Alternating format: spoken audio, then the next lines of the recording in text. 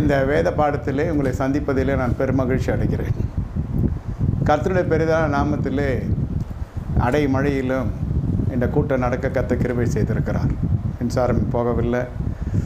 எப்படியோ செய்திக்கு நேரே கர்த்தர் உங்களையும் என்னையும் இணைத்திருக்கிறார். அல்லேலூயா. இந்த மேய்ப்பனின் கோல் இந்த வேத பாடத்திலே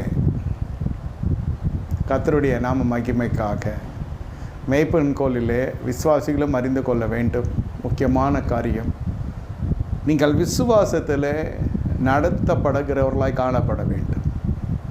விசுவாசம் நம்பப்படுகிற உறுதியும் காணப்படாத நிச்சயமாக இருக்கிறதான் விசுவாசம்.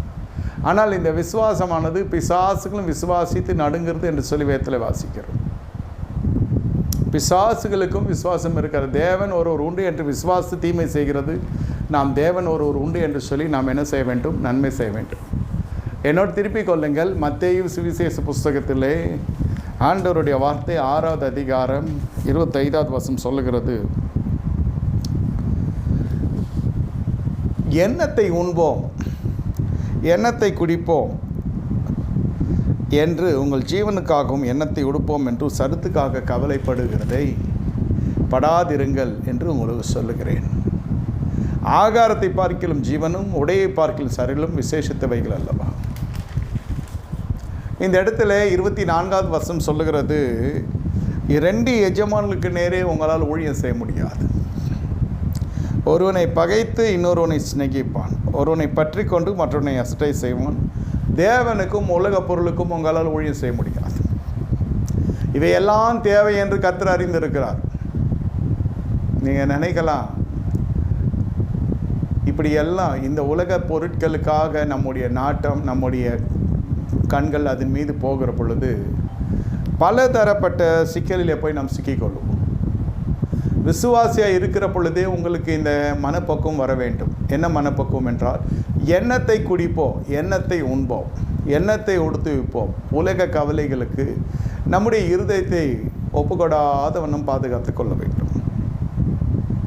நன்றாக புரிந்து கொள்ள வேண்டும், உலக பொருளுக்கும் தேவனுக்கும் உங்களால் ஊழியம் செய்ய முடியாது. அப்படி உலக பொருட்களை எல்லாம் நீங்கள் தக்க வைத்து கொள்ள வேண்டும், அல்ல உலக பொருட்களை நீங்கள் ஒரு குறிப்பாக எடுத்துக்கொண்டு ஊழியம் செய்ய வேண்டும் என்று சொன்னால் கர்த்தர் அதிலே மகிமைப்பட மாட்டார். அந்த இடத்துல பெரிய பெரிய சிக்கல்கள் வந்து உங்கள் ஊழியம் அட்டூழியமாய் காணப்படுகிற அளவுக்கு போய்விடும். இந்த 2 எஜமானர்கள் நீங்கள் தான் தீர்மானிக்க வேண்டும். பண ஆசை சிலருடைய விசுவாசத்தை, பண ஆசை எல்லா தீமைக்கு வேறாக இருக்கிறது. அதை இச்சித்து அநேகர் தங்களுடைய விசுவாசத்தை சேதப்படுத்தி கொள்ளுகிறார்கள். என்னை கேட்டுக்கொண்டிருக்க தேவனோட ஜனமே, இது சாத்தியம்தானா என்றால் இது சாத்தியம்தான். இது உண்மைதானா? ஆமாம், இது உண்மைதான். இதில் கர்த்தருடைய ஆவியானவர் இந்த அநேகர் அதை இச்சித்து விசுவாசத்தை விட்டு வழுவி அநேக வேதனைகள் தங்களை உருவ குத்தி கொண்டிருக்கிறார்கள். இது பார்க்கிற பொழுது உங்களுக்கு எப்படி தெரியும் என்று கேட்டால், இந்த கடைசி பகுதியை நீங்கள் எடுத்துக்கொள்ளுங்கள். அநேக வேதனைகளால் தங்களை உருவ குத்தி கொண்டிருக்கிறார்கள். பண ஆசை, அநேக வேதனைகள். என்னை கேட்டுக்கொண்டிருக்க தேவனோட ஜனமே, அநேக வேதனையினால் உங்களை நீங்கள் குத்தி கொள்ளுகிறீர்களா? கொஞ்சம் பார்த்து நீங்கள் நிதானிக்க வேண்டும். விசுவாசால் நீதிமான் பிழைப்பான். ஆசை வேறு, விசுவாசம் வேறு. பிரியமான தேவனோட ஜனமே, உங்களுடைய வாழ்க்கையில் தெரிந்து கொள்ள வேண்டும். இந்த இடத்துல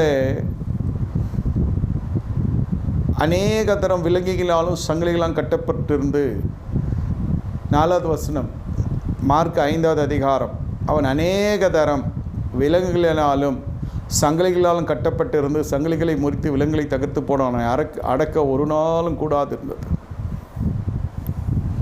என்னை கேட்டுக்கொண்டிருக்க தேவனோட ஜனமே, இந்த மனுஷன் அநேக வேதனையினால் தன்னை உருவ குத்தி கொண்டிருக்கிறான் என்று சொல்லி வேதத்தில் வாசிக்கிறோம். பிரியமான தேவனுடைய ஜனமே, ஏன் இந்த மனுஷனுடைய வாழ்க்கை இப்படி காணப்படுகிறது என்று கேட்டால், இவனுடைய வாழ்க்கைக்குள்ளே அசுத்த ஆவி ஒன்று உள்ளே புகுந்து விடுகிறது. அசுத்தாய் உள்ளே வந்து விடுகிறது. உலக பொருளுக்கு தேவனுக்கு உங்களால் ஊழியம் செய்ய முடியாது. இந்த இடத்துல என்ன நடக்கிறது பார்க்குற பொழுது, இந்த லேகியோன் கட்டில் இருக்கிற மனுஷனும் சரி, சவுல் ராஜாவும் சரி, சில இடங்களிலே நாம் சில காரியங்களை விட்டு விலக வேண்டும், விட்டு கொடுத்து விட்டு வந்து விட வேண்டும். அப்பொழுது கர்த்தர் உங்களிலே மகிமைப்படுவார். சில காரியங்கள் உங்களுக்கு வந்து சேர வேண்டிய சில பிரச்சனைகள், சில மன்னிக்கவும் பாகங்கள், இந்த குறிப்பாக இந்த சொத்து தகராறுகள் மாமியார் வீட்டில் இருக்கலாம், சொந்த ஜனங்கள் இடத்துல இருக்கலாம். ஒன்று உங்களால் முடிந்தால் எல்லாருக்கும் கொடுத்து செட்டில் பண்ணி எல்லாருக்கும் என்னென்ன கொடுக்குறோமோ கொடுத்து மொத்தமும் நீங்கள் வாங்கி உங்கள் பேரில் நீங்கள் என்ன செய்ய வேண்டும், கிரயம் பண்ணிக்கொள்ளலாம். இல்லாவிட்டால் இந்த இடத்துல என்ன செய்ய வேண்டும் என்றால், நாம் அதிலிருந்து அப்படியே வெளியே வந்து விடுகிறது தான் நமக்கு சாலிச்சிருந்தது. இல்லாவிட்டால் நம்முடைய பரிசுத்தம் எல்லாம் சேர்ந்து கெட்டு போயிடும். இருளை வெளிச்சமாக்க வேண்டும். அது வந்தால் பாருங்கள், அது வராவிட்டால் அது பின்னாடி சுத்தாதீங்க. இதனால் குடும்பங்கள், கணவன் மனைவி இருவருக்குள்ளே விரிசல் வந்துவிடும். மனைவிக்கு கணவன் மேலே கோபம் வரும், மனைவிக்கு கணவன் மேலே கோபம் வரும், கணவனுக்கு மனைவி மேலே கோபம் வரும். உங்களுடைய திருமண உடன்படிக்கை உடைக்கிற அளவுக்கு இந்த காரியங்கள் உங்களை கொண்டு போய் விட்டுவிடும். என்னை கேட்டுக்கொண்டிருக்க தேவனோட ஜனமே, இந்த சொத்து தகராறுகள், இந்த 2 எஜமானர்களுக்கு நிறைய உங்களால் ஊழியம் செய்ய முடியாது. ஆனால் இதில் எதனால் உங்களை விட்டு விலக வேண்டும் என்று நான் வற்புறுத்துகிறேன் என்றால், நான் I'm not suggesting, I am commanding you to come out of it. உங்கள் கையின் பிரயாசம் ஆசீர்வதிக்கப்படாது. உங்கள் கவனம் முழுவதும் இந்த பாரம்பரியத்தின் சொத்து, தகப்பன் வழியில் வருகிறது, தாய் வழியில் வருகிறது, அது மேலே இது மேலாம் போச்சுன்னா உங்களுக்கு நேரம் முழுவதும் அதில் போய்விடும், கவனம் முழுவதும் அதில் போய்விடும். கசப்பு, வன்கண், பொறாமை, போட்டி, திருடுகள், கபடுகள். அவன் ஒன்று செய்யாததை ஒன்று சொல்லுவான், செய்யதேன்னு சொல்லுவான். நம்ம திருப்பி செய்யாதது அது ஏட்டிக்கு போட்டி செய்து கொண்டே போய் கடைசியில் பார்த்தீங்கன்னா நீங்கள் தேய்ந்து போய்விடுவீங்க. அப்போ நீங்கள் ஆரம்பத்திலேருந்து நீங்கள் பார்க்குற பொழுது இதை விட்டு கொடுத்தவன் என்று கெட்டு போவதில்லை. சில சமயத்தில் நாம் என்ன செய்ய வேண்டும், அதை விட்டு விலகிவிட வேண்டும். உங்களுக்கு திராணி இருக்குமா, நீங்கள் வழக்கு தொடுத்து அதெல்லாம் போட்டு எல்லாம் பார்க்கறதுக்கு உங்களுக்கு வாய்க்கிறதா, உங்களுக்கு சந்தர்ப்பம் இருக்கிறதா, அதை குறித்து தான் உங்கள் உரிமைகளை நீங்கள் கேட்கிறீங்களா, அது விஷயம் வேறு. நான் சொல்லுங்க, நீ விதைத்ததும் இல்லை, நீ அறுக்கிறதும் இல்லை.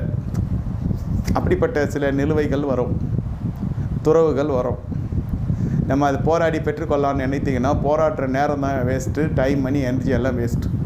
அதுக்கு நீங்கள் உழைப்பில் அது ஒரு உழைப்பாக எடுத்து நீங்கள் நேரத்தை செலவு பண்ணிங்களாக்கா அந்த பணம் வராது, பார்க்க தான் மிஞ்சும். நான் சொல்கிறது, இந்த பட்டா இல்லாததை பட்டா வாங்கிறது, புறம்போக்க பட்டாவை மாற்றுறது, சிக்கல் ப்ராப்பர்ட்டியை டீல் பண்ணி அதில் பெரிய ஆள் ஆகிறது, இதெல்லாம் ஒர்க் அவுட் ஆகும். தாய் தப்பம் சுதந்திரமாக அது விஷயம் வேறு, அது உங்களுடைய ரத்தம் சம்மந்தப்பட்டது. சில பேர் தொழிலாகவே செய்வான். மற்ற வாங்கினா ஒரு ₹1 ஆகும். இந்த மாதிரி நம்ம உழைப்பை போட்டு நமக்கு இருந்த மூளை கொஞ்சம் தானம் இருக்குது, மூலதானம் இதான். இதை போட்டு அதை போட்டு கடைசியில் உங்களுடைய கிறிஸ்துவ ஜீவியமே கெட்டு போயிடும். எல்லாம் இருக்கிறப்போ இந்த மனசு செத்து போனவங்களாம் நான் பார்த்துருக்கேன். நிலத்தை வாங்க வேண்டாம்னு சொல்ல, நிலத்தை வாங்கலாம். ஆனால் அடிப்படை தேவைகளை நீங்கள் முதல்ல சரி பண்ணிக்கணும். எண்ணத்தை உண்போம், எண்ணத்தை குடிப்போம், எண்ணத்தை உடுத்துவோம். இது எல்லாம் காட்டு புஷ்பங்களை காட்டிலும் உங்களுக்கு வஸ்திரத்தை கர்த்தர் தர வல்லவராக இருக்கிறார். சரீரத்துக்கும் அந்த உங்களுக்கு ஜீவன், அதை காட்டிலும் சரீரமும் ஜீவனும் மேலானது. அப்பத்தை காட்டிலும் ஜீவனும், உடைய காட்டிலும் சரீரமும் மேலானது என்று வேதம் சொல்கிறது. உலக கவலைக்குள்ளே மனம் போய்விடக்கூடாது. உலக கவலைக்குள்ளே, அதாவது அப்பத்தின் தண்ணீரனுடைய ஆசீர்வாதத்தை நீங்கள் பெற்றுக்கொள்ள தெரிந்திருக்க வேண்டும் என்பதுதான் சொல்லப்படுகிற காரியம். உங்களுக்கு அந்த அப்பத்தின் ஆசீர்வாதம், தண்ணீரின் ஆசும் தெரியாவிட்டால் உங்களுக்கு ஊழியம் இல்லை, விசுவாச வாழ்க்கை கெட்டு போயிடும். விசுவாசி என்ற அந்த பதத்தில் நீங்கள் தேர மாட்டீங்க. அது என்ன இருக்குது, அப்பம் தண்ணீர் என்ன, அது என்ன பெரியதா, அதெல்லாம் சொல்லக்கூடாது. அப்பத்தின் ஆசீர்வாதமும் தண்ணீரின் ஆசீர்வாதமும் உன்னுடைய வீட்டில் வர வேண்டும் என்றால் அதற்கு சில நியமங்கள் இருக்கிறது. ஆமாம், என்னையா நல்லா தானே இருந்தீங்க, ஆகாரம் தண்ணீர் எல்லாம் சொல்லி கொண்டீங்க. ஆமாம், அப்பத்தின் ஆசீர்வாதம் உங்களுக்கு, அந்த ஆசீர்வாதத்தில் சில ரகசியம் இருக்கிறது. அப்பத்தின் ஆசீர்வாதத்திலே சில ரகசியம் இருக்கிறது. அதை தான் இன்று நாம் பார்க்க போகிறோம். உங்கள் வீட்டில் இன்னிலிருந்து அந்த தானிய ஆசீர்வாதங்களை கர்த்தர் தரப்போகின்றார். அல்லேலூயா.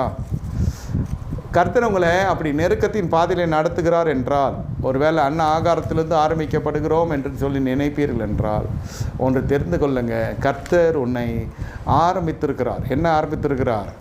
உங்களுடைய வாழ்க்கையை அப்பம் தண்ணீரிலிருந்து ஆரம்பிக்கிறார் என்ற அர்த்தம். அடிப்படையிலிருந்து ஆரம்பிக்கின்றார் என்ற அர்த்தம். ஆமாம், ஆதியாகம புஸ்தகம் உங்கள் வாழ்க்கையில் ஆரம்பிக்கிறது. எல்லாம் புல் பூண்டுகள் எல்லாம் என்ன செய்கிறது? முளைக்க ஆரம்பிக்கிறது. இப்போ ஒன்றும் இல்லை, வட்டாந்தரையாக இருக்கிறது வாழ்க்கை. வனாந்திரத்தில் வந்து விட்டீர்கள். வனாந்திரம் என்றால் அடிப்படை தேவைக்கே பிரச்சனை. இதெல்லாம் விசுவாசி இருக்க பொழுதே உங்களுக்கு இந்த அப்பத்தின் ஆசீர்வாதத்தின் தண்ணீரின் ஆசீர்வாதத்தை உங்களுக்கு நீங்கள் பெற்றுக்கொள்ள வேண்டும். இங்கே எஸ்ராவிலே வாசிக்கிறோம், அந்த காலத்தில் எழுதப்பட்டிருக்கிறது, எங்கள் தண்ணீரை நாங்கள் பணத்துக்கு வாங்கி குடிக்கிறோம். சிங்கப்பூர் தேசம் நீங்கள் எடுத்துக்கொண்டீங்கன்னாக்கா மலேசியாவிலேருந்து தண்ணி வருது. நமக்கு சிறுவாணிலேருந்து சிலருக்கு தண்ணீர் வரும். பெரிய ஆட்களுக்கு சொல்கிறேன், சிறுவாணி தண்ணீர் தான் பெரிய ஆட்களுக்கு கேலன்களும் எடுத்து வந்து ஸ்டோர் பண்ணி விஐபி வீட்டுக்கெல்லாம் சப்ளை பண்ணுறதுக்கு அது ஒருத்தன் பிஸ்னஸாகவே பண்ணுறோம். நம்ம எல்லாம் என்ன கேன் வாட்டர் வாங்கி குடிக்கிறோம். ஆமாம், இந்த பாவமாகப்பட்டது தேசத்திலே போய் எட்டுகிறது. தேசிய அளவில் இந்த பாவங்கள் பெறுகிறது, சர்வதேச அளவிலும் பாவங்கள் பெறுகிறது. அப்பத்தின் ஆசீர்வாதம் தண்ணீரின் ஆசீர்வாதம் மிக கஷ்டமான ஒரு காலகட்டத்தில் விசுவாசிமார்கள் போய்கொண்டிருக்கிறார்கள். ஆனால் தெரியவில்லை. இந்த அப்பத்தின் ஆசீர்வாதம் எதனால் பிரச்சனை ஆகிறது? அந்நியர் உன் செல்வத்தினாலே திருப்தி அடைகிறார்கள், உன் பிரயாசத்தின் பலன் புற ஜாதியருடைய வீட்டிலே சேரும். முடிவில் என் மாம்சமும் சரிவும் அழியும் போது நீ துக்கித்து, ஐயோ போதகத்தை நான் வெறுத்தேனே, கடிந்து கொள்ளுதல் என் மனம் அட்சய பண்ணினதே, என் போதகரின் சொல்லை நான் கேளாமல் எனக்கு உபதேசம் பண்ணினவர்களுக்கு என் செவியை சாயாமலும் போனேனே, சபைக்குள்ளும் சங்கத்துக்குள்ளும் கொஞ்சம் குறைய எல்லா தீமைக்கும் உள்ளானேனே என்பாய் என்று முறையிடுவாய்.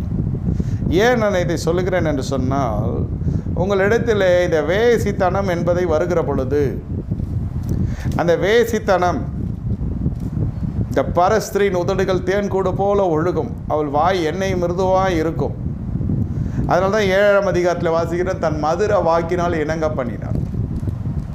இந்த வேசித்தனம் என்பது ஒன்று உங்கள் வாழ்க்கையில் வருகிற பொழுது, நீங்கள் கொஞ்சத்திற்கும் நீங்கள் என்ன செய்ய வேண்டும்? ஒரு துண்டு அப்பத்திற்கும் நம்ம இறந்து தெரிய வேண்டிய சூழ்நிலை வருகிறது என்று வேதம் சொல்லுகிறது. இந்த வேசித்தனத்தில் நீங்கள் ஈடுபடுகிற பொழுது உங்களுடைய வாழ்க்கையில் அந்நியர் உங்களுடைய வீட்டில் புகுந்து உங்களுடைய தானத்தை சாப்பிட்டு கொண்டிருப்பாங்க. ஐயா, எங்கள் வீட்டில் கேமரா வச்சுருக்கோம், யாரும் வருகிறது இல்லை என்றெல்லாம் நீங்கள் சொன்னீங்கனாலும் உங்களுடைய வாழ்க்கையில் உங்களுக்கு தெரியவில்லை, சில காரியங்கள் வட்டியின் பெயரில் போய் கொண்டிருக்கும். வருகிறது அப்படியே வட்டிக்கு போய்விடும், வருகிறது அப்படியே மருத்துவத்துக்கு போய்விடும், வருகிறது அப்படியே என்ன சொல்லுகிறது, வருகிறது அப்படியே வழக்கு வாய்தா இப்படியே போய்விடும். சம்பாத்தியம் வீட்டிற்கு பிள்ளைகளுக்கு எதுவும் வாங்கி தர முடியாது, அதாவது அடித்து புசிக்க முடியாது. அது என்னையா 300 ரூபா கொடுத்த கறிக்கு நான் அதிகபட்சமாக சொல்கிறேன். அந்த 300 ரூபாய் என்பது சின்ன காசாக இருக்கும் உங்கள் சம்பாத்தியத்திற்கு, அது ஒரு பொருட்டே இருக்காது. ஆனால் அதுக்கே தட்டுப்பாடு வந்துடும். அப்பத்தின் ஆசீர்வாதம் தட்டுப்பாடு வந்துடும். அப்படி இல்லைன்னா சரீரத்தில் நோய் வந்துவிடும், சரீரத்தில் நோய் வந்துவிடும். ஏன்? அவங்களுக்கு அந்த பேசித்தனத்தினுடைய முகாந்தரம், அப்பத்தின் ஆசீர்வாதம் போயிடும். முதல்ல கர்த்தர் சொல்லுகிறார், இந்த தோட்டத்தில் இருக்கிற எல்லா பழங்களையும் நீ புசிக்கலாம், ஒன்று மட்டும் நீ புசிக்கூடாது, முடிந்தது. இப்படியாக நம்முடைய வாழ்க்கையிலே கர்த்தர் எதிர்பார்க்கிற காரியம் என்னது என்று அறிந்து கொள்ள வேண்டும். கர்த்தர் செய்யக்கூடாது என்று சொல்லி நம்மை வைத்திருக்கிற சில காரியங்களை நாம் அறிந்து கொள்ள வேண்டும். இது ரெண்டுத்தையும் அறியாமல் வருகிறோம், ஜெபத்துக்கு வருகிறோம், போகிறோம், ஜெப குறிப்புகளுக்கு ஜெபிக்கிறோம், புருஷன் ரட்சிக்கப்படல, அதுக்கெல்லாம் நமக்கு ரகசியம் இருக்கிறதுன்னு நான் சொல்லியிருக்கேன். கர்த்தராகிய இயேசு கிறிஸ்துவை விசுவாசிப்பின் நீ வீட்டை ரட்சிக்கப்படுவீர்கள். இந்த ரகசியங்கள் எல்லாம் விசுவாசியாக இருக்கிற பொழுதே தெரிந்து கொள்ளுகிற பொழுது தான் உங்களுடைய வாழ்க்கையில் என்ன நடக்கிறது என்று கேட்டால், உங்கள் வாழ்க்கையில் ஜெயம். நீங்கள் அடிப்படை காரியத்துக்கு எங்கேயும் போய் கையேந்துவதில்லை.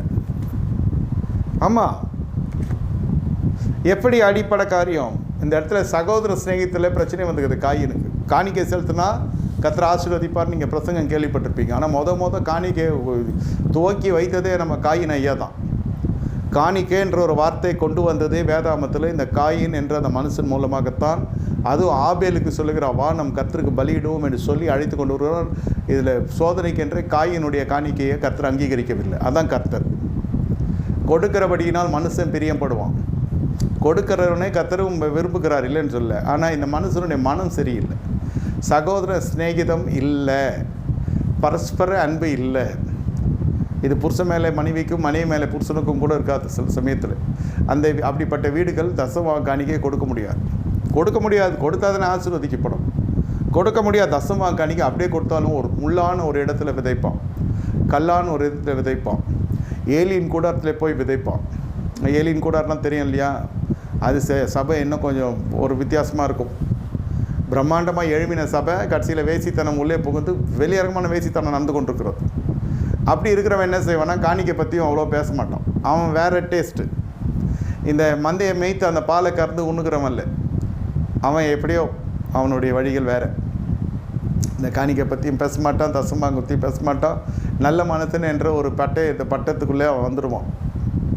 ஆனால் உண்மையான ஒரு மேய்ப்பன் என்ன செய்ய வேண்டும் என்றால், ஆசீர்வாதத்துக்குரிய வழிகளை சொல்லுகிற பொழுதே வேதம் என்ன சொல்கிறது, ஒரு சகோதரனுக்கும் உனக்கும் குறைச்சல் இருந்தால், மனத்தாங்கல் இருந்தால், மனக்கசப்பு இருந்தால், காணிக்கை பெட்டி அண்டையிலே உன் காணிக்கை வைத்து விட்டு போய் முதல்ல ஒப்புரவாக்கி விட்டு வா என்று வேதம் சொல்லுகிறது. இது சொல்லப்படுகிறதுக்கான காரணம் என்னவென்றால், காயின் இடத்திலே கர்த்தருடைய சாபம் இறங்குற பொழுது என்ன சொல்லுகிறார் ஆண்டவர், நீ நிலையற்றவனாய் இருப்பாய், பூமியிலே நீ அலைந்து திரிகிறனாய் இருப்பாய், நிலையற்றவனாய் இருப்பாய், உன் சகோதரனுடைய ரத்தம் என்னை நோக்கி கூப்பிட்டு கொண்டிருக்கிறது, உன் கரத்திலே இரத்தக்கரை வந்து விட்டுகிறது. இந்த இரவு வேலையிலே நன்றாக புரிந்து கொள்ளுங்கள். சகோதர சிநேகிதம் உடைக்கப்படுவதற்கான காரணம் இந்த சொத்து தகராறுகள். அதுக்கு தான் சொல்லுகிறேன். இந்த ஆபிரகாம் சொல்லுகிறேன், வலது பக்கம் போனால் நான் இடத்துக்கா பக்கம் போகிறேன், நீ கிழக்கே போனால் நான் மேற்கே போகிறேன், நீ மேற்கே போனால் நான் கிழக்கே போகிறேன், நீ வடக்கே போனால் நான் தெற்கே போகிறேன். பிரியணும்னு முடிவு பண்ணிட்டோமா, ஒருத்தர் பார்த்துக்கிறது அவ்வளோ நல்லா இருக்காது. உனக்காக நான் ஜெபிக்கிறேன் அப்படி கூட சொல்லலை, ஆனால் மனசுக்குள்ளே வைத்திருந்தான். சகோதரர்களுக்குள்ளே வாக்குவாதம் வரக்கூடாது. இந்த இடத்துல கொரிந்தியரில் வாசிக்கிறோம், உங்களுக்குள்ளே பரிசுத்தவான்களையா நீங்கள் வழக்காட ஏன் வெளியில் போகிறீர்கள் என்பதை போல பவுல் சித்தரிக்கிறார். இல்லைன்னு சொல்லலை. இப்போ அவன் நோட்டீஸ் விட்டுட்டான், நம்ம போய் தானே ஆகணும். அது சபை கட்டுப்படாதானே நமக்கு அவன் வழக்கறிஞர் விட்டு விடுறான். நியாயமான நடைமுறை விஷயம் சொல்கிறேன். எல்லாம் பண்ணிட்டு கடைசியில் நம்ம மேலேயும் பழி போடுவான், நீ தான் இதெல்லாம் பண்ணணுமா, உன்னால் தான் இப்படி ஆச்சுன்னுமா. சரி, நம்ம அதெல்லாம் எதுவும் பெருசாக எடுத்துக்கூடாது. கூடுமானவரை இந்த வாக்குவாதம், வாயின் வார்த்தைகளில் உங்களுக்கு ஜீவன் உண்டு, மரணமும் உண்டு. அவனவன் உதடுகளின் பலினால் அவனும் திருப்தி அடைகிறான். வாய் சரியில்லை சிலருக்கெல்லாம், நல்லா உழைப்பான், நல்லா சம்பாதிப்பான், எல்லா மளிகை சாமான் முதல் கொண்டு சகல எல்லாம் வீட்டுக்கு வந்து இறங்கிடும். இந்த மனைவி கிட்ட பேச தெரியாது. அந்த மாதிரி இதை சமைச்சு போட்டுது, அந்த சரி சாப்பிட்டுட்டு கொஞ்சம் குறையை நிறைவாக்குற மாதிரி பேசவும் தெரியாது. அது ஏதோ ஒரு சமையலை பார்த்துட்டு மூஞ்சி மாதிரி இருக்கணுமா. சொல்கிறேன், சில பேருக்கு தன்னுடைய அழகை புருஷன் புகழணும்னு நினைப்பாங்க, தன்னுடைய அழகை ரசிக்கணும்னு நினைப்பாங்க. சிலது ஏதாவது ஒரு நல்லது கெட்டதையோ சொல்லாமே சாப்பிடுவான். சில பேர் வாயை தோத்தானோ இந்த மாதிரி என்ன பேசிடுவான். பேச்சு தான் நம்ம ஆட்களுக்கு, வாயால் தான் அவங்க வாங்கி கட்டிக்கிறது. வாயால் திருப்தி ஆகிறன்னு உண்டு, வாயால் அவனோட உதடுகளின் பல்னால் திருப்தி அடைவான். மற்றவற்றை பேச சொல்லுங்க, ரொம்ப அருமையாக பேசுவாங்க. உலகத்தில் எல்லாருக்கும் அவன் நல்ல இனியவனாக இருப்பான், இனியவளாக இருப்பார்கள். ஆனால் புருஷனுக்கோ, தம்பதிகளுக்குள்ளே சொல்லுகிறேன், அந்த பெண்மணி புருஷனுக்கு பெரிய ஒரு பொல்லாத பெண்மணியாக இருப்பான். அதே போல் தான் புருஷனும் எல்லாருக்கும் இனியவனாக இருப்பான். ஆனால் மனைவி என்று வருகிற பொழுது அவன் மிகப்பெரிய பகைஞ்சனை போல் இருப்பான். ஏன்னு தெரியாது அவனுக்கு, வாய் தான். அது எதனால் அப்படி அந்த வாயை அவனால் வச்சுன்னு சும்மா இருக்க முடியலன்னு தெரியல. வாயின் வார்த்தை தான். ஒருவேளை சாப்பாடு வாங்கி சாப்பிட தெரியாது, ஹோட்டலில் சொல்ல மனைவி கிட்ட உங்களுக்கு பிடித்தது சமைச்சு கொடுக்க சொல்லி சாப்பிட தெரியணும். இதுக்கு நம்ம சமையல் கற்றுக்கிறதுன்றது எல்லாராலையும் முடியாத காரியம். சமைச்சு சாப்பிட தெரியாத நான் கேட்க மாட்டேன், ஏன்னா அது கேட்டகரி வேறு. இப்போ வாய் சும்மா இருந்தாலே போதும், அந்த மாதிரி சமைச்சு கொடுக்கும். வாய் சரியில்லையே, வாய் சரியில்லை. ஈசாக்கு கடைசி வரைக்கும் அந்த அம்மா வெள்ளாட்டு கறி சமைச்சு கொடுத்தது. உங்கள் அப்பாவுக்கு பிடிக்கின்றாது, உங்கள் அப்பாவுக்கு பிடிக்கின்றாதுன்னு. ஈசாக்குன்னு பயபக்திக்குரியவர் சொல்லுகிறதாவது அதான் ஒரே மனைவியோட உடையவனாக இருக்கிறான். சிலருக்கு வந்து எப்படின்னாக்கா புகழ்ந்தாலாம் நம்ப மாட்டாங்க. சில பேர் உஷாராக இருப்பாங்க. சில பேர் அவன் ரசிக்கிறான்னாலும் அது என்ன அதெல்லாம் எனக்கு பெருசாக இல்லை, ஏன்னா ரசித்த மாதிரி எல்லோரும் தான் ரசிப்பேன். இருந்தாலும் பொம்பளையை ரசிக்கிறவன் எல்லா பொம்பளையும் ரசிப்பான்றோம் சில பொம்பளைங்க. இந்த ஈசாக்கு என்ன மனுஷன் ஒரே மனைவியுடையனாக இருக்கிறான். That's spiritual attraction come character attraction. செழிப்பாக இருக்கிறவன் ஒரே மனைவியுடன் இருக்கிறான்றது அந்த காலத்துலேயும் சரி இந்த காலத்துலேயும் சரி அது உண்மையிலே ஒரு கணத்தை சம்பாதிக்கும் துணைவர்களிடத்தில். இப்போ ஆண் மட்டும் இல்லை, பெண்ணும் சம்பாதிக்கிறாங்க. இப்போ அந்த மாதிரி இன்னொரு துணை வந்துச்சுனாக்கா வாழ்க்கை உடஞ்சிடுது இல்லையா? அவங்ககிட்டயும் பணம் இருக்குது, என்கிட்டயும் பணம் இருக்குது. சட்டுன்னு உடையதுக்கான காரணம் என்ன? டக்குன்னு மாட்டோம்.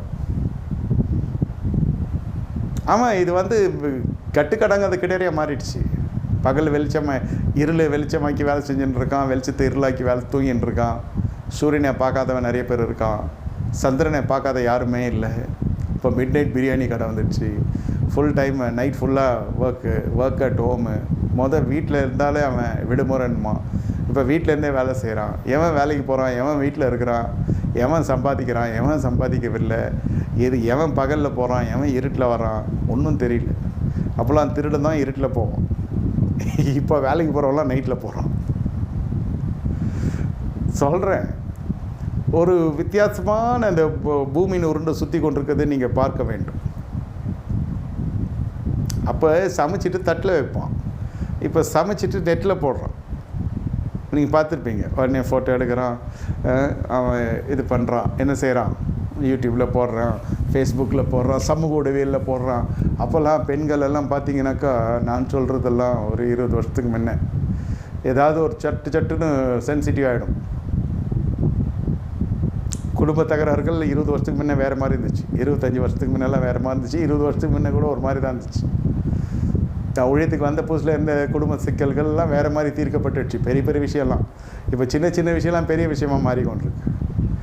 ஆமாம், இப்போ ஊடகத்தில் பார்த்தீங்கன்னாக்கா இந்த கணவன்மார்கள்லாம் அப்போது அந்த காலத்தில் சொல்கிறேன், இது நாகரிகமோ இல்லை ஞானமோ எனக்கு சொல்ல தெரியல, ஆனால் நடந்தது உங்களுக்கு ஞாபகப்படுத்த விரும்புகிறேன். மனைவியை ஒருத்தன் பார்த்துட்டானா அவனுக்கு பொத்துக்கணும் வந்துடும். பார்த்தாலே பொத்துக்கணும் வந்துடும். ஏன் அவனை பார்க்குறானுமா, இல்லை அவங்ககிட்ட சண்டைக்கு போவான். நான் சொல்கிறது ஒரு அந்நியன் பார்க்குறான்னு உத்து பார்த்துனுக்கு என்னடா பார்க்குறேன்னு கேட்பான்.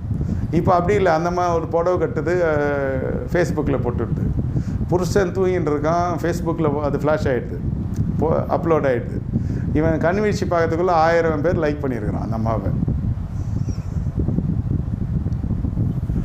அதில் க்யூட்டுன்னு போடுறான், சூப்பர்னு போடுறான், அப்படியே வாய்க்கு வந்து புகழ்கிறான். மற்றவங்க பொண்டாட்டியை புகழ்கிறதுக்கு ஒரு டீம் இருக்கும், உலகம் முழுவதும் இருக்குது. புருஷன் எழுச்சி பார்க்கறதுக்குள்ள அவன் அதிர்ச்சியாக அவளை வந்து சொல்கிறான், அவனுக்கு 1000 லைக் வந்துருக்குது. ஒருத்தன் ஆர்டின்னு போடுறான், ஒருத்தன் கிஸ்யூ போடுறான், லவ்யூன்னு போடுறான். இவனுக்கு எதுவுமே அந்த கொஞ்சம் கூட அந்த பேசிக் இதுவே இல்லை, அதுக்கும் சுத்தமாக எதுவும் இல்லை. அது வந்து ரசிகர்களை தேடுது. அந்தம்மா, என் புடவை கட்டுறிய புருஷன் பார்த்தா அது உனக்கு, அது என் ஃபேஸ்புக்கில் போடுற அப்படின்னு கேட்டால் நம்மலாம் கேட்ட பையன் ஆகிடும். இது நாகரிகம் தெரியாதுன்னுவான். ஆனால் அந்த காலத்தில் அதெல்லாம் இல்லை. ஒரு பாதுகாவலனா இவன் இருக்கிறான். அந்த காலத்தில் அந்த பெண்களும் அப்படி இருந்தாங்க. இப்போ பார்த்தீங்கன்னா இதுவே ஃபேஸ்புக்கில் பாடுறான்னு போட்டுது, அவன் ஏன் பார்க்க மாட்டான். ஏன்டா பார்க்குறேன்னு சண்டை வந்துச்சு. இப்போ ஏன்டா பார்க்கலன்னு கோச்சிக்கிறான். நான் போட்டேன், நீ லைக் பண்ணவே இல்லை என்னன்றாவோ.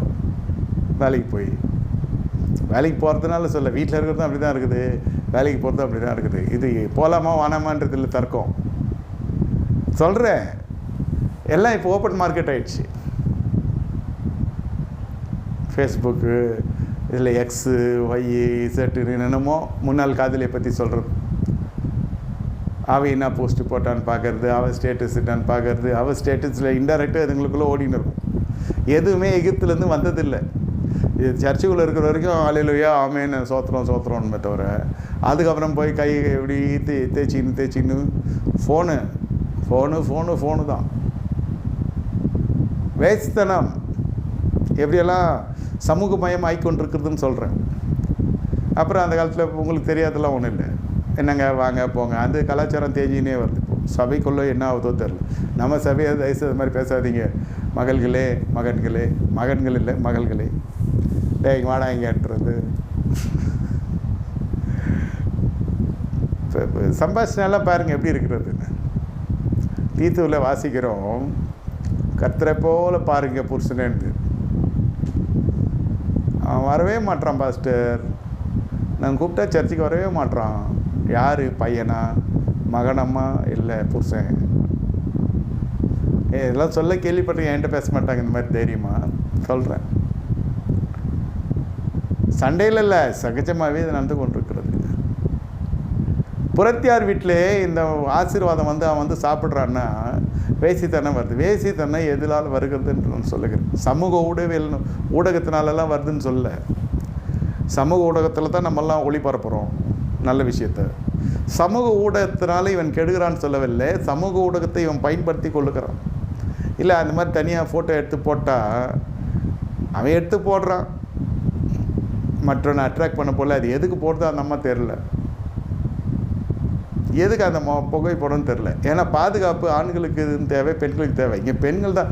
இப்போ பாருங்களேன், ஒரு பிரசங்கத்துக்கு லைக் வர்றதுக்கும் விமர்சனத்துக்கு வர லைக்குக்கும் நிறைய வித்தியாசம் இருக்குது. கமெண்ட்ஸுக்கும் பிரசங்கியார் அதே பிரபலமான பிரசங்கம் ஒன்று, பிரபலமான பிரசங்கியார் ஊழியக்காரோடைய பிரசங்கத்துக்கு மிஞ்சி போனால் 1 லட்சம் வியூஸ் வந்துருக்கும். அதே ஊழியக்காரனுக்கு 3 பொண்டாட்டி இருக்குன்னு போட்டு பார்த்தா அந்த மாதிரி விமர்சனத்துக்கு 3 மில்லியன் வியூஸ் வருது. உயிரை கொடுத்து பிரசங்கம் பண்ணுறவனுக்கு பார்த்தா 1 லட்சம் வியூஸ் தான் வரும். நான் சொல்கிறது அதிகபட்சம். அதுக்கு 3 மில்லியன் வியூஸ் வருது. ஏன்?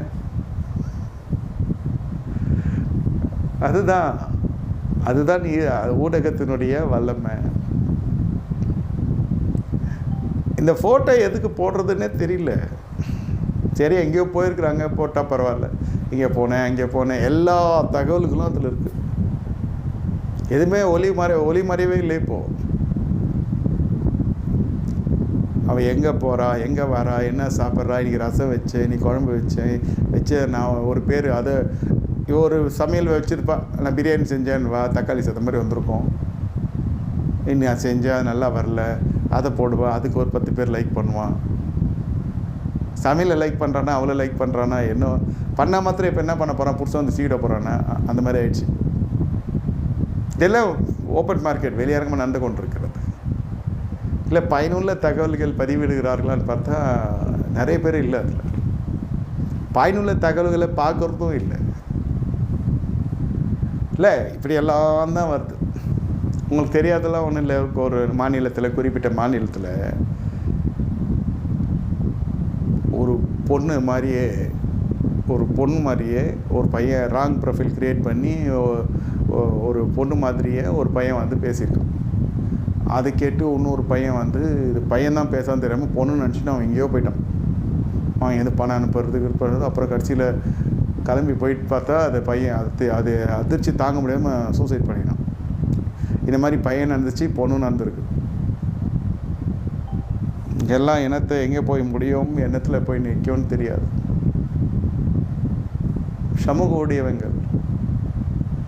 சமூக ஊடகங்கள்னால தவறுன்னு சொல்ல, அதெல்லாம் நமக்கு தொலைத்தொடர்பு சாதனங்கள். டக்குன்னு ஒரு மெசேஜுக்கு கன்வே ஆகுது. இப்போலாம் உலகத்திலே நடக்குது, டக்குன்னு போகுது.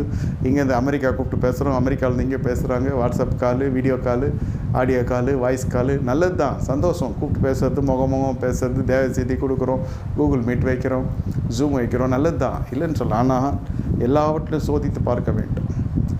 எல்லாம் கட்சியில் என்ன செய்யணும், அந்த மாம்சத்தினுடைய பிரியத்தை நிறைவேற்றுக்கும் பொழுது மாம்சத்துக்கே ஒரு பற்றாக்குறை வந்துடும்.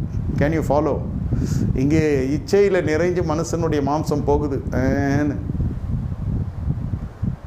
வறட்சியான நிலம் வந்து தண்ணீரை தேடி போகிற மாதிரி, அல்லது தண்ணீர் வந்து வறட்சியான பூமியில் ஊற்றுக்கிற பொழுது எப்படி வந்து இழுத்துக்கொள்கிறதோ அதுபோல் இவன் இச்சைக்கு பின்னாடி போக ஆரம்பிச்சிடான். மனுஷி 2 பேரும் சொல்கிறேன். அது கடைசியில் என்ன ஆகுதுன்னா பாலியல் நோய்களாக உள்ள வருகிறது, பற்றாக்குறைகளாக வருகிறது. எவ்வளோ உயரத்தில் பறந்தாலும் கண்மலையில் மீது அவன் வீட்டை ஸ்தாபித்தாலும் கர்த்தர் அதை தள்ளி போடுகிறார். ஏன்? ரெசெஷன் வருதுன்றான். இந்த வார்த்தையெல்லாம் இப்போ தான் கேள்விப்படுவீங்க. ஒரு 20 வருஷமாக, 2009, 2004, 2002 அந்த ரெட்டை கோபுரம் இடித்த பிறகு தான் ரெசெஷன்ற வார்த்தையே எல்லாருக்கும் ஓரளவுக்கு தெரிய வந்தது. ரிசெஷனுக்கு முன்னாடி உன் டெசிஷன் பார்த்துக்கோங்க, தீர்மானம். எளிமையாக நான் சொல்கிறேன், நடைமுறை காரியத்தை வச்சு சொல்கிறேன். வேத பாடத்தில் உங்களுக்கு முதல்ல அப்பத்தின் ஆசீர்வாதம் வரணும்னா, தண்ணீரின் ஆசீர்வாதம் வரணும்னா தண்ணீருக்கு டிமாண்ட் ஆகிடும். அப்புறம் ஏன் சிம்சோனுக்கு ஐயா தாகமாக இருக்குது ஆண்டவரே தாகமாக இருக்குது. ஏன் போய் பெலிஸ்த ஸ்திரீயோட படுத்தா தண்ணி கூட கிடைக்கல. பற்றிய கடைசியில் சாகும்போது தண்ணி கூட கிடைக்கல. ஆமாம், இவனுக்கு அப்படியே பசி அப்படியே உயிரை போகுது. யாருக்கு? ஏசாக்கு. ஐயோ என்னால் பசி தாங்க முடியல. உண்மையிலே பசி தாங்க முடியாத ஜென்மங்கள்லாம் நம்மலாம் அப்படி தான், இல்லைன்னு சொல்ல. ஆனால் அதுக்கு ஒரு ப்ரொவிஷன் கடவுள் வைக்கிறார், ஆண்டவருக்கு வைக்கிறார். கர்த்தர் அந்த பசி நேரத்தில் நீதிமானை பசினால் வருந்து விடார் என்ற வசனத்துக்கு ஏற்ப நீதிமானுக்கு வருகிற பசிக்கு உடனே ஒரு ஆகாரத்தை கர்த்தர் யார் மூலியமாவது பேசி அனுப்புகிறார். நான் எத்தனையோ தேசத்துக்கு போயிருக்கேன், பசினால் கர்த்தர் என்னை வருந்து விடவில்லை. எங்கேயுமே போய் பற்றாக்குறையில் வந்தேன்லாம் சொல்லவே முடியாது. இல்லை, லோக்கல் வீடாக இருந்தாலும் சரி, வீடு சந்திப்பாக இருந்தாலும் சரி. ஆமாம், யாரும் போஷிக்காமல் அமைச்சதில்லை. அது ஒரு ஆசீர்வாதம். அது அவர்களுக்கு ஆசீர்வாதம், எனக்கு ஒரு அன்பின் விருந்து, ஒரு ஐக்கியம். That's fellowship. ஆனால் வேதம் என்ன சொல்லுகிறது? இது போய் ஏத்தியர் இடத்துல சவகாசம், இஸ்மவேல் இடத்துல சவகாசம். யார்? ஏசாக்கு. ஏசா யார்? யாக்கோபினுடைய மூத்த குமாரன். ரெட்டையர்களே முதல்ல வந்தது ஏசா. இவர் போய் இஸ்மவேல் குடும்பத்தோடு கூட சம்மந்தம் வைக்கிறார். முதலேருந்தே இதை இருக்குது. இவருக்கு அந்த சேஷ்ட புத்திர பாகம் போகிறதுக்கு முன்னாடியே இவர் வனவேட்டையில் சிறந்து விளங்குகிறார். வனத்தில் தான் இஸ்மவேல் இருக்கிறான். அதாவது இவங்க பெரியப்பா குடும்பத்தில் துரத்தி அடிப்பப்பட்ட பெரியப்பா. அவன் டக்குன்னு இவனை பார்த்து அவன் பழி வாங்குற இடத்துல ஒரு ஆள் தேடி கொண்டிருக்கிறான். குடும்பத்துக்குள்ளே எப்படியாவது வந்து காட்டுறான்டா, என்னையாட அனுப்புறீங்க, என்னையும் எங்கள் அம்மா வேணும்.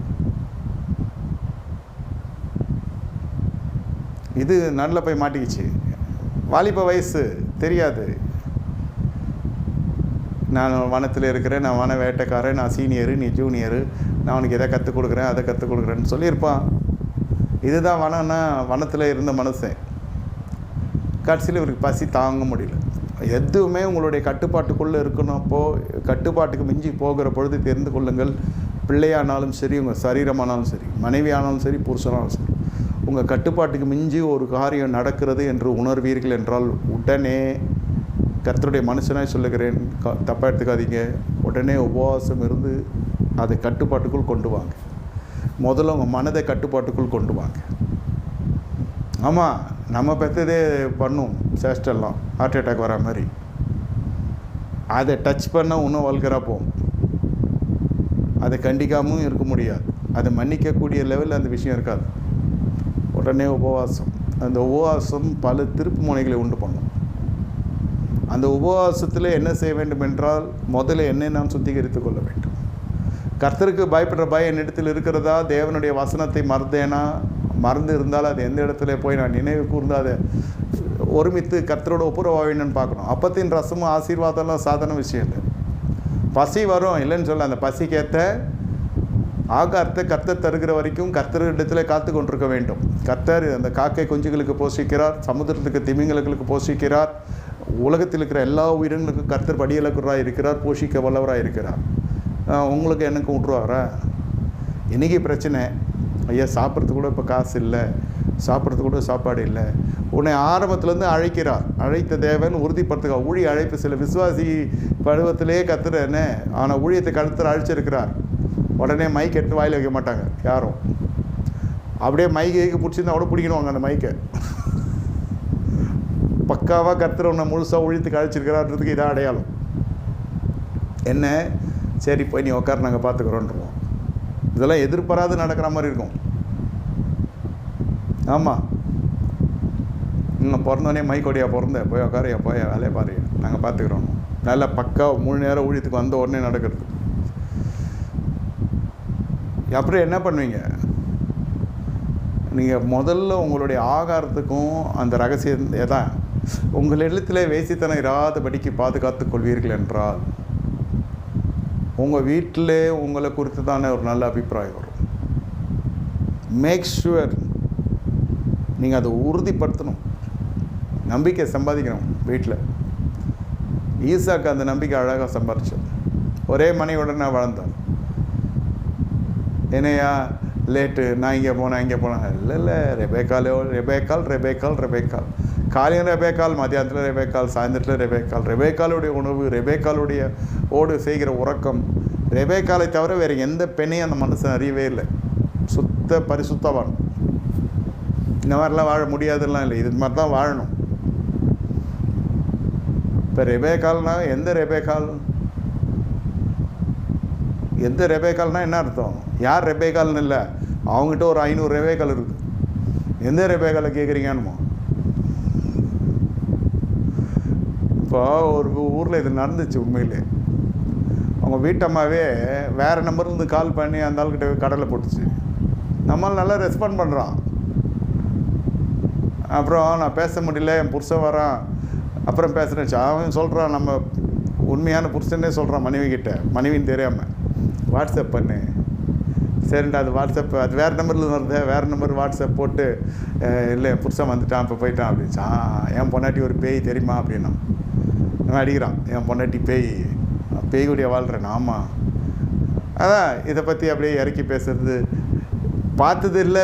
அது இந்த தொண்டை, அந்த வாய்ஸு, ஏன்னா வாய்ஸ் கூட தெரில, பொண்டாட்டி வாய்ஸ் தான். நான் அவ்வளோ வீக்காக இருக்கான். வேறு நம்பர்லேருந்து வந்துச்சு அந்த அம்மா. சும்மா விளையாட்டுக்கு ஆரம்பிச்சு தான் அந்த அம்மா சொன்னாங்க என்கிட்ட. சும்மா விளையாட்டு கேட்டேன், பாஸ்டர் ஹலோ எப்படி இருக்கிறேன் தெரியுதா என்ன. நான் அதுக்குள்ளே டக்குன்னு ஒரு 4 பேர் சொல்லியிருக்கான், நீயான்னு. அது இன்னும் கண்ணெல்லாம் பிதிங்கிடுச்சு. அதுக்கு படுபாவி 4 பேர் சொல்கிறேன்னா அது ஒரு பொய்யான ஒரு பேர் சொல்லி அவ்வளோதான். எங்கேயோ போகுது மெசேஜ். எனக்கு சிரிக்கிறதான்னு தெரில, நல்லா மாட்டினான் நம்ம ஆள். இப்படி நான் உன்னை பார்க்கணுன்னுலாம் போட்டிருக்கான். சரி, நான் அந்த மெசேஜ் எப்படியே வச்சு சரி நான் அப்புறம் பேசுன்னு சொல்லிட்டு அந்த அம்மா ஃப்ரெண்டு வீட்டிலேருந்து எங்கேயோ வெளியிலேருந்து பண்ணாலும் என்ன தெரியும், அந்த ஃபோனு நம்பர்கள்லாம் வச்சுட்டு அணைச்சிட்டு எங்கள் வீட்டில் வந்து பார்த்தாக்கா நல்ல புள்ள மாதிரி உட்காந்துருக்கான். எப்படி இருக்கும் வாழ்க்கை? கஷ்டம் இல்லையா? கேட்கறதுக்கு எனக்கு நகைச்சுவையாக இருந்துச்சு, மனசில் வேதனையாக இருந்துச்சு. அப்புறம் பாரு எவ்வளோ உண்மையற்றவனாக இருக்காங்க பாஸ்டர். எப்படிலாம் நான் நினச்சேன். உடஞ்சிருச்சு இல்லையா அந்த அம்மா. இதுக்கு எப்படி சாப்பாடு கிடைக்கும்? எவ்வளோ சோத்தில் விஷம் வச்சு போடாத வரைக்கும் அவள் நீதிமான். அதான் இன்சூரன்ஸ் இருக்குல்ல, சோத்தில் விஷம் வச்சு கொண்டா எல்லாம் வரப்போகுது போ. அந்த உண்மையற்ற ஜனங்களை பார்க்குற பொழுது எப்படி இருக்கும்? இது கரெக்டாக பைபிளில் எடுத்துன்னு வரும், சர்ச்சுக்கு உட்காரோம். நம்ம சர்ச்சு இல்லை, இது ஒரு தேசத்தில் நடந்தது. இப்படி எல்லாம் பண்ணால் என்ன பண்ணுவோம்? வேஸ்தனெல்லாம் இல்லை. வீட்டில் அந்த மனுஷன் ஒண்டி தான் இருக்கான். வீட்டில் பசங்க இருக்கிறாங்க, அவங்க வீட்டில் மக்கள் எல்லாம் இருக்கிறாங்க. சொல்ல முடியுமா அந்த அம்மா உங்கள் அத்தை உங்கள் பையன் சரியில்லைன்னு? இங்கே தான் இருந்தது குழந்தைன்னும் அவங்க அம்மா. குழந்தை என்ன பண்ணிச்சு நம்மளுக்கு தான் தெரியும். இல்லை, இது மாதிரி நடந்துன்னு இருக்குது, நடக்குது, இன்னமும் நடக்கும். எதையாவது நம்ப முடியுதா? நம்பிக்கை சம்பாதிக்க முடியாது. இச்சை இருக்கிற வரைக்கும் காட்டி கொடுத்துரும். திருட்டுத்தனம், களவாளித்தனம் இருக்கிற வரைக்கும், கள்ளத்தனம் இருக்கிற வரைக்கும் களவாணி கலை வந்துடும் முகத்தில். சில பேருக்கு அந்த சப்ஜெக்டே தெரியாத இருக்கும், இந்த கள்ளத்தனம். அவன் ஒரு நாள் இல்லைனாலும் ஒரு நாள் அவனை உலகமே உயர்த்தும். ரொம்ப நல்ல மனுஷன், நம்ம தான் தப்பாக புரிஞ்சுக்கிட்டோம். ஆமாம், இது வந்து ஆண்களுக்கு இப்படி. பெண் கெட்டவளாக இருந்தாலும் வீட்டுக்குள்ளே சாக மாட்டாங்க யாரும். விவாகரத்து வாங்கிட்டாலே போதும், சமுதாயம் வேறு மாதிரி பார்க்கும். இது அங்கே போய் இங்கே சுற்றி கடைசியில் இங்கே எதனா தட்டி விட்டுற போகுது, உருட்டிட்ட போகுது. இதான் அவைலபிள் ஆகிடுச்சா? அது அவள் திருமணமே பண்ணலைன்னா கூட சரி, அவள் ரொம்ப நல்லவளாகவே இருந்தால் கூட சரி, அவளை வீட்டுக்குள்ளே கொண்டு வர்றது அவளை வந்து வரவேற்கத்தக்கதல்ல என்பதை போல் ஒரு மனநிலை உருவாக்கிடும். பெண்ணுக்கு பெண்ணே எதிரிலாம் இல்லை, தான் குடும்பத்தை தான் காத்துக்கொள்கிறாங்க. எதுக்கு அதெல்லாம்? ஸ்கூலில் டிசி கொடுத்துட்டாங்க, அந்த பையனோட போய் நம்ம பையன் சேர்றானாக்கா அவன் ஒழுங்கினவன்ட்டு தான் டிசி கொடுத்து அனுப்பிச்சிட்டாங்க. நட்புன்ற பேரில் போய் சேர்த்தானா இவன் நஞ்சை தான் கலந்துருவான், நஞ்சாக மாறுவான் இவன். அது போல தான் பவுல தான் சொல்லிருக்கா, சபையை விட்டு போய் ஒருத்தர் பின் வாங்கி போயிட்டான்னா அவனோட திருப்பி போய் நீ சேராத, அவன் பாவத்தில் உன்னை இழுத்துருவான். அவன் இயேசுவே மறுதளிச்சிட்டான், சபையும் சங்கத்தையும் விட்டு விலகிட்டான். அவ்வளோதான் அவனே நாங்கள் பார்த்துக்கொள்கிறோம். போதகர்கள் சாந்தமாக உபதேசித்து அவனை எப்படி வழி பண்ணுன்னு பார்க்கலாம், வந்தால் பார்க்கலாம், வரலன்னா விட்டு போகலாம், பிரச்சனை இல்லை. நீங்கள் போய் உறவாடி மறுபடியும் போய் புதுப்பிக்கிற அது பண்ணுறேன்னு சொல்லி உங்கள் ரட்சிப்பு எழுந்துடாதீங்கன்னு சொல்கிறார். இதெல்லாம் கம்ஃபர்ட் பண்ண போகிறேன், நான் இதை பண்ண போகிறேன், ஆறுதல் படுத்த போகிறேன், அதை பண்ண போகிறேன்னு சொல்லி அபிஷேகத்தை எழுந்துட்டு வந்துடுவான். சிம்சோனுக்கு தாகம் எடுத்தது, ஏசாக்கு பசி எடுத்தது. ஏன்? அவங்களுக்குள்ளே அந்த பேர்னிங் இருந்துன்னே இருந்தது. என்ன பேர்னிங்? கர்த்தருக்காக. அதெல்லாம் கிடையாது, இச்சை. அது ஒரு பக்கம் கர்த்தருக்குடைய வேலையை இப்போ ஆதாய தொழில் அழிச்சது. ஆத்மா ஆதாயம் கரெக்டு, அதுக்கும் ஒரு ஆதாயம் வருது இல்லையா? அது இப்போ தொழிலாகவே மாறிடுச்சு. சேவைக்கு இதெல்லாம் இல்லை, தேவைக்கு அது சேவையாக இருக்குது. சேவைக்கு ஒரு தேவை இருக்குது, அது யார் செய்யறதுன்னு.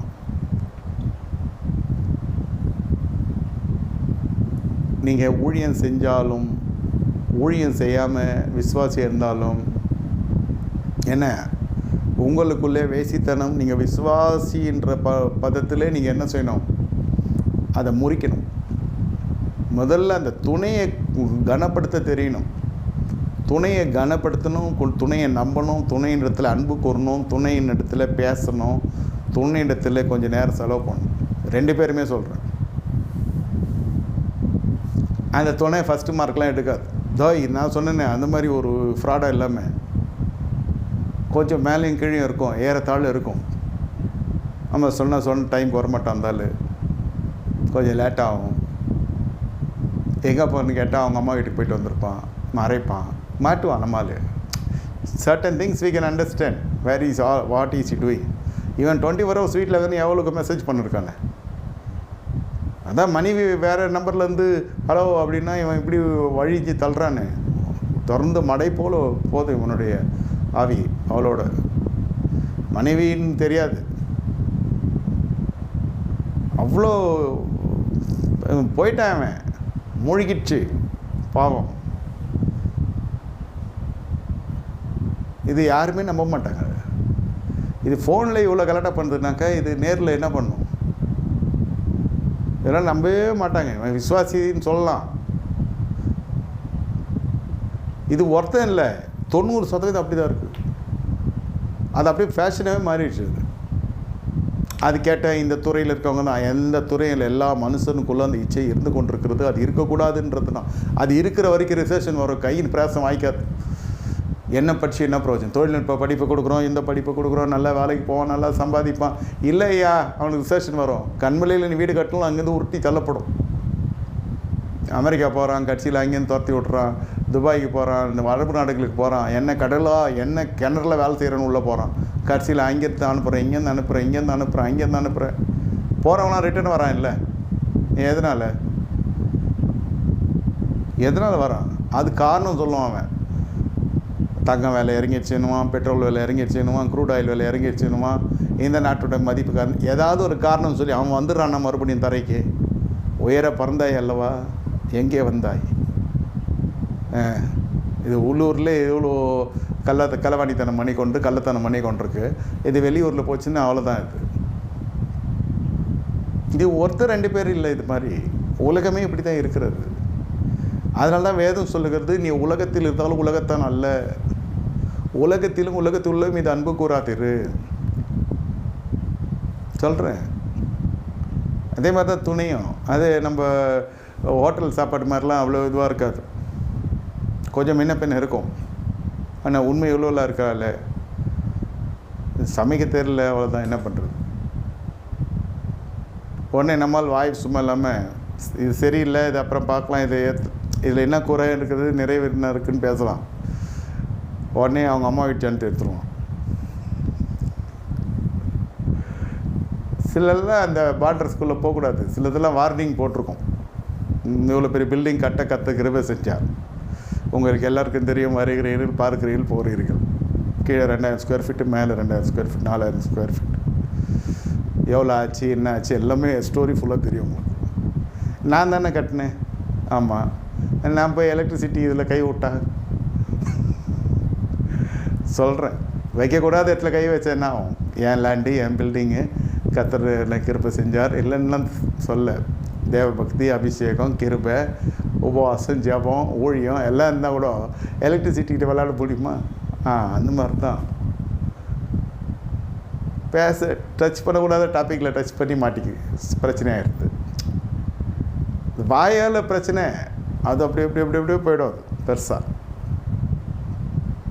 அப்புறம் அந்தம்மா சும்மா இருக்குமா? இவங்க அம்மா அப்பா பற்றி எடுக்குமா? அது அப்புறம் இவன் சும்மா இருப்பானா? இவன் கை நீட்டுற அளவுக்கு போயிடும். அப்புறம் அதுவும் கை நீட்டுற அளவுக்கு போகும். அப்புறம் அவ்வளோதான். சமையல் சாப்பிட்டு இன்பமாக இருந்த மாதிரி தான். ஆகாரத்தின் ஆசீர்வாதம்னாக்கா கொஞ்சம் வாயை வச்சு சும்மா இருக்கணும்னு அர்த்தம்.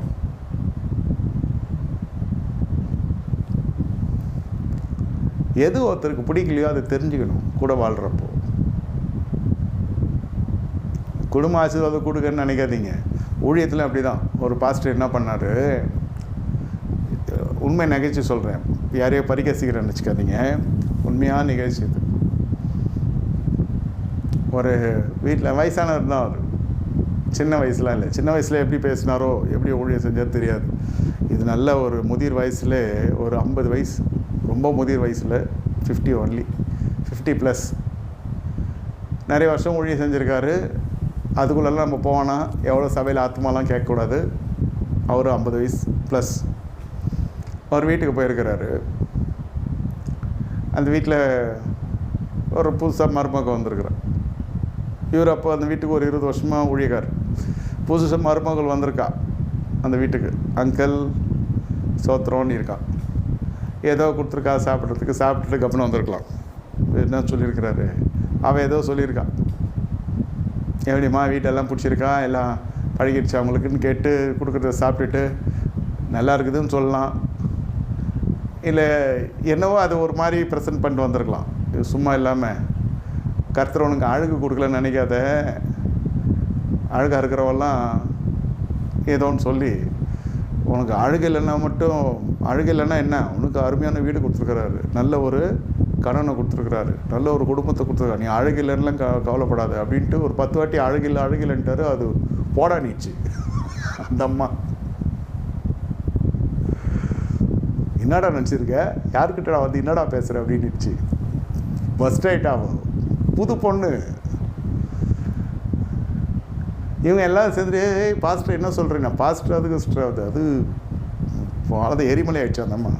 அந்த பொண்ணு சின்ன இலைய ரொம்ப யங்ஸ்டர், கல்யாணம் வந்திருக்கானா பாருங்கள், ஒரு 25 வயசு இருக்குமா. இது 7-7 வயசு ஆகிருக்குது. என்ன பேசுன்னு தெரியவானா. நல்ல மனுஷன். நோ பொம்பளை கேஸு, எந்த பணம், பெண், மண், பொண்ணு எதுவுமே பிரச்சனை இல்லை இவர்கிட்ட. வாய் தான் பிரச்சனை. இது ஆமாம். யார் புருஷனை பார்த்து எப்படி கேட்பாருன்னா, கணவன் மணியாக வந்தாங்கனாக்கா பசங்களாம் வந்து அது பாஸ்ட்டு ப்ரேயர் பண்ணுங்கனாக்கா பசங்களெல்லாம் பார்த்து கொஞ்சுவார். நல்ல மனசு, சுத்தமான மனசு. எல்லா பசங்களும் வீட்டையும் கொஞ்சுவார். கொஞ்சம் முடிச்சுட்டு புருஷன் பொஞ்சாதி பசங்க வருவாங்க பலிபட்டு தண்ணியில் எல்லாம் ஜமாலாம் பண்ணி முடிச்சுட்டு, பரவாயில்லப்பா நீ சீக்கிரமாக அலங்கோலமாக எப்படி இருக்கிற, நீ உனக்கு அழகான கர்த்தர் பொண்டாட்டி கொடுத்துருக்குறாரு, எல்லாம் பிள்ளைங்களாம் அம்மா மாதிரி இருக்குது, நல்லவில் ஒன்று மாதிரி போகிறங்கள அப்படின்னு ஒரு ஆம்பளைன்னா இப்படி பேசுவார், பொம்பளைன்னா இப்படி பேசிட்டார். இப்படி தான் இது வாய். முதல்ல ஏதோ பைபிள் காலேஜ் படிச்சார், அப்புறம் சபையே அவரை ட்ரான்ஸ்ஃபர் பண்ணாங்க. அப்போலாம் தெரில நம்மளுக்கு எதுக்கு பண்ணுறாங்க. கர்த்தர் எங்கேயும் வாசல் திறந்தார், அங்கேயும் வாசல் திறந்தார் தவிர எங்கேயும் ஒழுங்காக இருக்க மாட்டார். அப்புறம் இவரே சொந்தமாக சபை ஆரம்பிச்சு அப்புறம் இப்போ இல்லை, போயிட்டார், அவர் இறந்துட்டார். இந்த மாதிரி ஆச்சு. இது வந்து விசுவாசியாக இருக்கிறப்பயே வாயை ஒழுங்காக வச்சுக்கணும். இல்லை ஒரு பெண் திருமணமாகி புதுசாக வந்திருக்கிற மருமகள் எப்படி பேசணும், இல்லை இது உண்மையிலே அதுக்கு இது என்னென்னு சொல்ல தெரியல. ஆனால் நல்ல மனுஷன், எந்த விதமான கெட்ட சாட்சியில் இது ஒன்றே போதும். காசு கேட்க மாட்டார், எதுவுமே. அவர் இல்லைன்னா கூட கம்முன்னு போயிடுவார், கொடுத்தா வாங்கிக்குவார், இல்லைன்னா கம்முன்னு இருப்பார். சாப்பாடும் ரொம்ப கம்மியாக சாப்பிடுவார். எந்த நோ டிமாண்ட்ஸ். இது ஊழியம். நீங்கள் பிரசங்கெல்லாம் கேட்கறதுக்கு முன்னாடி முதல்ல உங்களுடைய நடத்தையை பார்ப்பாங்க. நன்னடத்தை இடத்துல வரும். ஃபஸ்ட்டு நீங்கள் பேசணும். பேசினா இந்த மாதிரி பேசினா எங்கே நம்ம உட்காருவோம்? சர்ச்சுக்குள்ளே எப்படி வருவோம்?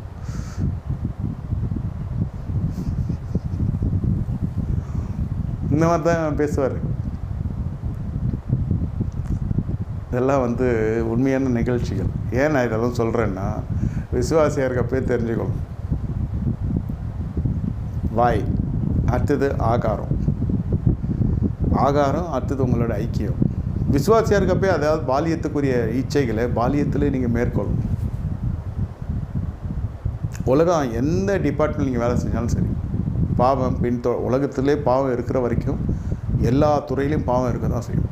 நீங்கள் தான் உங்களை காத்துக்கணும். தானியலை போல, யோசேப்பை போல அவங்க வாழ்க்கையிலலாம் வறுமையை போக்குறல கத்தக்கான செய்தார். உங்களுக்கு இருதயத்தில் அந்த இச்சை இருக்கிற வரைக்கும் உங்களால் வறுமையை மேற்கொள்ள முடியாது.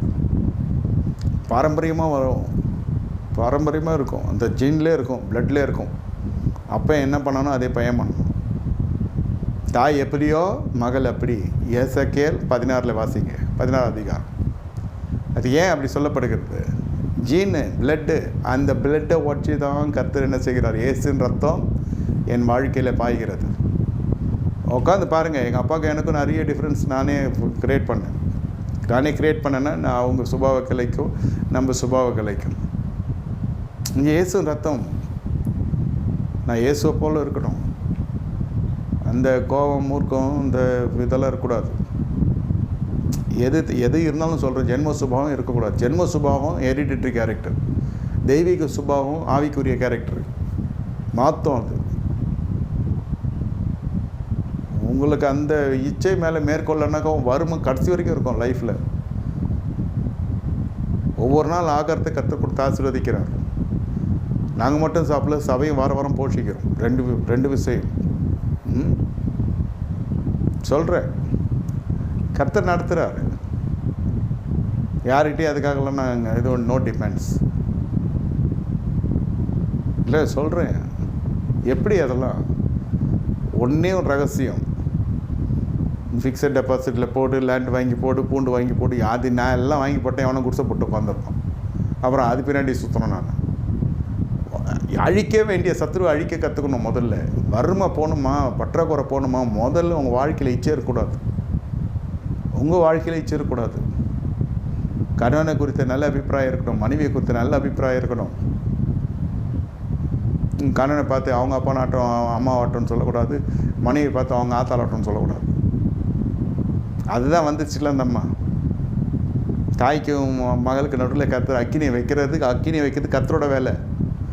ரொம்ப கனப்படுத்தி துணைவருக்கு கனப்படுத்தணும், அன்பு பாராட்டணும், கொஞ்சம் பொறுமை கடைப்பிடிக்கணும்.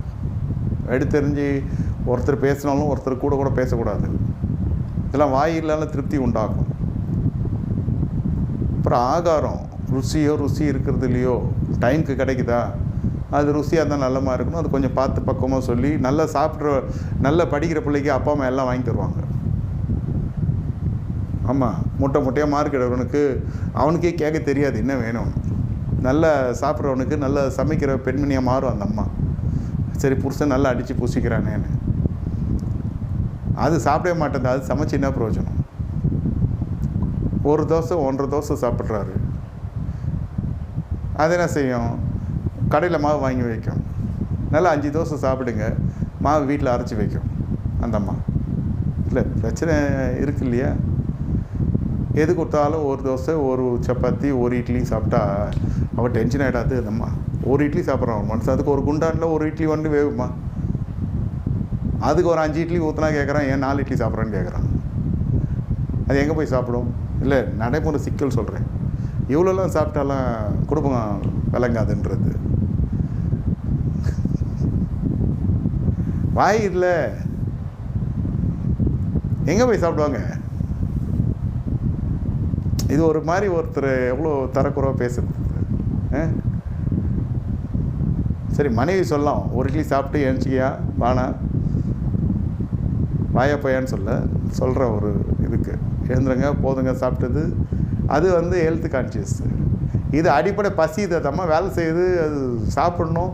4 இட்லி சாப்பிட்றதுக்கு நம்ம என்ன பர்மிஷன் வாங்கிட்டு வரணும் விவோ கிட்ட இல்லை ஆர்ஐ கிட்ட படுவாங்களா? கல்யாணம் பண்ணி கொடுத்துட்டு அப்புறம் டென்ஷன் ஆகிடாது. அது ஒன்று நீ சாப்பிட்ணும், இல்லை மற்றலாம் சாப்பிட விடணும். மினிமம் சொல்கிறேன். வாய் தான் நல்ல குணம் இருக்கும். சில பேருக்கு வாயால் பிரச்சனை ஆகிடும். பாயசனே பாயசம் மாதிரி கொடுக்குற உலகத்தில் வாழ்கிறோம் நம்ம. அந்த மாதிரி வசீகர சொற்களெல்லாம் பயன்படுத்த சொல்ல. நான் சொல்கிறது ஒரு மென்மையான வார்த்தைகள் சொல்கிறேன், நியாயமான வார்த்தைகள். ஒன்று போனால் வேசித்தனத்தில் போகிறது, அப்படி இல்லைன்னா இருக்கிறவங்கள வேசித்தனத்துக்குள்ளே நடத்துறது. ஆணும் சரி பொண்ணும் சரி. ஒரு இல்லறை வந்து இனிமையாக இருப்பதுக்கு நம்ம என்ன நம்மளோட பங்கு இருக்கிறதுன்றது தெரிந்து கொள்ளணும். வீட்டில் பிள்ளைகள்லாம் உட்கார்ந்துருக்குறாங்க, நல்லா சந்தோஷமாக சிரித்து பேசி மகிழ்ச்சியாக இருக்கிறத விட்டுட்டு எதையாவது ஒன்று தேவையில்லாத விஷயத்தை வாய வச்சு சும்மா இல்லாமல், கணவனும் சரி மனைவியும் சரி, சொத்தை பற்றி பேசுங்க, சொத்து சேர்க்கறதை பற்றி பேசுங்க, வேணான்னு சொல்ல. பட் முதல்ல சோத்துக்கு வழி பார்த்துக்கோங்க. அப்பத்துக்கும் தண்ணீருக்கும் முதல்ல அது அந்த ஆசீர்வாதத்துக்குள்ளே நம்ம குடும்பம் இருக்கான்னு பார்த்துக்கணும். ஏன் பற்றாக்குறை?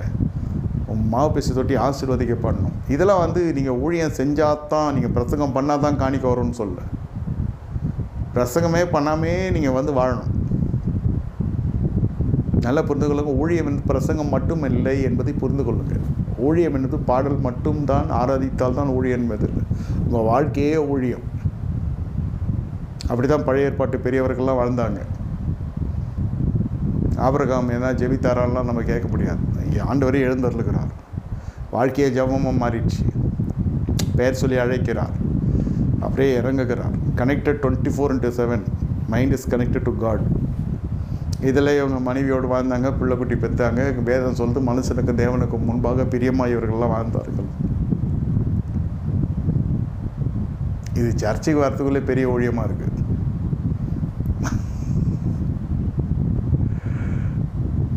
சொல்கிறேன், சும்மா ஃபோனே நோண்டின்னு கேட்டால் பைபிளும் அதிலே வச்சுருக்கான். சர்ச்சுக்குள்ளே வந்து ஒன்று நோண்டின்னு இருக்குது. நம்ம வெளிநாட்டில் ஒரு இடத்துல நடந்தது. என்னம்மா பண்ணுறேன்னு ஒரு பாஸ்டர் கேட்டார். சர்ச்சிலே ஃபோன் இருக்குது, இது சாரி பைபிளில், இது ஃபோன்லேயே பைபிள் இருக்குது, அதை பார்த்துன்னு. நம்ம ஊர் போதுக்காரர் ஒரு கோச்சிக்கிட்டார். ஏன்னா ஃபோன் ஒன்று இருக்குன்ட்டார். ஊர் அந்த மாதிரி, கலாச்சாரம் அந்த மாதிரி. நவநாகரிகெல்லாம் இருந்தால் கூட அப்பா அம்மான்னு தான் நம்ம கூப்பிடணும், இல்லை மம்மி டேடின்னு கூப்பிட்றாங்க. சரி, சந்தோஷம். சொல்கிறேன், உறவுகள்லாம் மாறாது இல்லையா? கர்த்தர் மாறாதவராக இருக்கிறாரு. பிரியமான தேவனோட ஜனமே, நல்லா புரிந்து கொள்ளுங்க. அப்பத்தையும் தண்ணீர் ஆசீர்வாதம் விசுவாசியாக இருக்க போதே நீங்கள் தெரிந்து கொள்ளணும். கர்த்தர் வனாந்தரத்தில் நடத்துகிறாரா? நல்லா தெரியும், டக்குன்னு நம்மளுக்கு புரியும். நம்ம வாழ்க்கை சுத்தமாக இருக்குது. வேதம் சொல்கிற மாதிரி வேஸ்தனம் இல்லை. வேதம் சொல்கிற மாதிரி வாயை ஒழுங்காக வச்சுருக்கோம். அதாவது வார்த்தை கூட இருக்கிறவங்கள எதுவும் டிஸ்டர்ப் பண்ணுற மாதிரி பேசுறது இல்லை. உனக்கு கோபத்தை தூண்டுற மாதிரிலாம் பேசிடுவான் சிலர். சில பேருக்கு சில விஷயம் பிடிக்கும். சரி, நம்ம கூட வாழ்கிறாங்களே, கூட இருக்கிறாங்களே, அவங்களுக்கு பிடிக்காத செய்யாத இருப்போன்னா அதைத்தான் செய்வான். இதெல்லாம் உள்ளே நடக்கிறது தான். சர்வ சாதாரண மேட்ரு தான். இதுதான் அப்படியே வெடித்து சதுரி பெரிய பிரச்சனையாகுதே. இதுதான். அதுக்கப்புறம் நான் ஊழியத்துக்கு வர போகிறேன், ஊழியத்துக்கு போக போகிறேன். நான் பொண்டாட்டி புருஷங்களை சண்டை போட்டுன்னு வர்றதாவது ஊழியம். ஒரு புருஷன் கோச்சின்னு சொல்கிறான், நான் பீகாருக்கு போக போகிறேன்.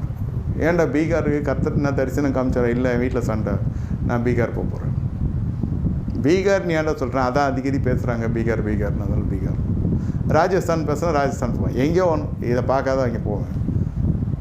ஸ்டேஷன் வரைக்கும் போயிட்டான், சென்ட்ரல் வரைக்கும் போயிட்டான், அப்புறம் திரும்பி வந்துட்டான் வீட்டுக்கு. இது அவ்வளோ தான். இது கோபம் மட்டும் இல்லை. He can't leave alone. இது எங்கேருந்து பீகார் போகிறது? பீகார் போகிறதுக்கு ஒரு அழைப்பு வேணும், ஒரு கிருப்பை வேணும், ஒரு அபிஷேகம் வேணும். எல்லோரும் போகிற இடமா பீகார்? சொல்கிறேன் நான். எதுக்கு அவ்வளோ வீராப்புன்றேன்? பார்த்தீங்களா? இவ்வளோ தூரம் தான் போக முடியும். திண்ணனூர்லேருந்து சென்ட்ரல் வரைக்கும் தான் அலௌடு இல்லை. இது அவள் தான் தாங்கும். தனியாக இருப்பு நல்லதுன்னு தான் துணியை கொடுத்தாரு. பிரிந்து போகணும்னு இல்லை சொல்கிறேன். கூட இருக்கவங்களுக்கு பெண்ணாக இருக்கட்டும் ஆணாக இருக்கட்டும், உங்களுக்கு ஒரு வாழ்க்கையை கருத்தில் கொடுத்துருக்குறாரா, பார்த்து நடந்து கொள்ளுங்க. அந்நியர் வீட்டுக்குள்ளே வந்து புசிக்கிறாங்கன்னா வாழ்க்கையில் வேசித்தனம் இருக்குன்னு அர்த்தம். நமக்கு ஆகாரத்துக்கே பிரச்சனை வருதுன்னா நம்ம அபிஷேகம் பண்ணப்பட்டன தூற்றி இருக்கிறோன்னு அர்த்தம். தான் யாக்கோபு அட்சய பாத்திரம் தான் எடுக்கலை, இந்த பாத்திரம் தான் எடுக்கலை, பிச்சை பாத்திரம் தான் எடுக்கலை. தானியங்கள் தேவைன்ட்டு எகிப்துக்கு தான் பஞ்ச காலத்தில் போகிறாங்க இல்லையா?